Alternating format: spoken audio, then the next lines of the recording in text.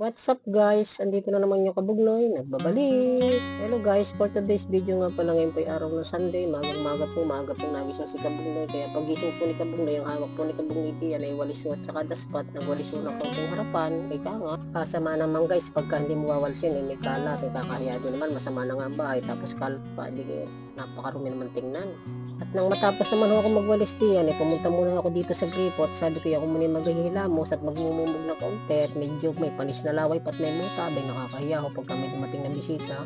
Siyempre guys, ang gamit ng sabon diyan, di yung nabibili ko isang set, yung Kojek, ay inaalagaan ko din naman humayagi aking sarili. Mahirap naman yung matanda ho tayo, tapos hindi natin iintindi natin sarili, abay huwag naman hugay out. Dapat talaga ho guys, kahit ho tayo na edad, habang na edad ho tayo, dapat masarap pa rin ho tayo, panalitilihin ho natin tayo masarap pa rin, para din lang si Kabugnay, charot. Nang matapos na po akong maghilamos at magtutbrush, ay hindi ko na ho napakita kay pagtutbrush, nalimutan ko, ay di agad na ho kami kumain. Ang amin ho pagkain ngayon, hindi yung ulam pa ho namin kagabi, kami may tira pa. Total, hindi naman ho nakakain kagabi si Kabugnay ng matindi at binibusog pa ho, ay di arihot may natira pa kami dinilit yung manok, siya ho namin almusal. Tapos rin naman ho si asawa, gada kakain ho yan, ay talagang tinitimbang ho pagkain at yan ho nagpapapayat, ay talagang kinarir na ho para daw ho sa Pasko, ay di siya ho medyo sexy ho ng kaunti, para naman daw si Kabugnay daw kaya nga'y makit-takit naman, tararara. At dahil medyo gutom na ho din si Kabugnoy, ay binigyan ko lang ho ng pagkain ng aking bunso. At nang mabigyan ko ho ng pagkain ng aking bunso, agad na rin ho kumuha ng pagkain. At nang matimusan na ho rin ang ulam at saka aking kanin, tapos may kape din ho din, ay bigyan masarap po niya, panama, lechong manok sa umaga. Parang mga bata ko naman ho, pagdating sa pang-ulam, ay hindi naman ho masyado mahihilig sa ulam. Parang kaunti lang ho kung mag-ulam rin, hindi naman ho kalakas ang kumain ng aking mga bata. Dati naman hindi din ako, ay ako lang ho ngayon, kaya ako medyo nanabana. Lagi hong pagod, di yun, napaparami na din ho ng kain, hindi na ho kayang pigilin.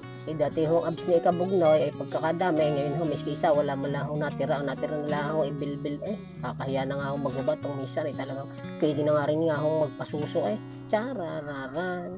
Ay di ayan ho, at agad ko na ho inubos ang aking pagkain at napakasarap naman ho at nang makakain naman ho ako, agad na ho ako nagpunta dito sa gripot, ang aking miss doon, maglalaba, agad na ho nagpatungga sa akin. Kailangan ko naman ng tunggaan at nakakahiya naman ako yung nakatambay lang dito. Ngayon na nga lang ako pagkakataon, araw ho na Sunday. At habang nagtutungga ho ako diyan, edi sinasama ko na ho ng kaunting sayaw at wantuwa ho yung aking anak. Ako'y pagayang-gayaan, talang naman na si Kabugnay. Pagkaluko rin talaga pag minsan. Tararara. Sasarap nga din nga ho mga Kabugnay, kahit sa isang araw man lamang, ay di nandito lang ho sa bahay, kakulitan yung iyong mga anak, ang iyong asawa, ay sa totoo lang ho, hindi ho biro talaga mag-iisang nanay, lahat ho ng gawain ay kanya. Kaya pag nandito ho ako at may pagkakataon, di tinutulungan ko ho at alam ko naman ho napakahirap po talaga maging isang ina, kanya ho lahat ng abyad. Nandyan yung gigising mo siya sa umaga para lang ho magluto ng pambaho ng mga bata. Pagpasok ay kahit ho gusto pang matulog ay hindi naman ho maaari, talagang babangon at babangon dahil ang akin naman ho mga anak ay hindi pa naman ho ika nga kalalakihan at kailangan pang abyadin ho, hindi naman ho natin kagaya nung una.